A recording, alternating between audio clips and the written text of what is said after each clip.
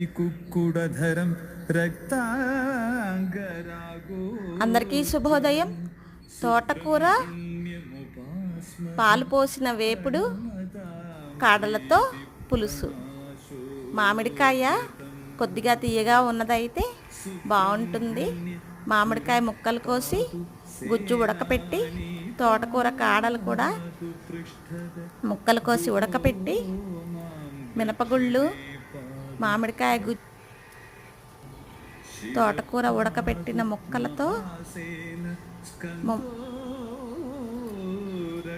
మినపగుళ్ళ గుజ్జు, మామిడికాయ ముక్కల గుజ్జు కలిపి పులుసు పెడితే చాలా అద్భుతంగా ఉంటుంది.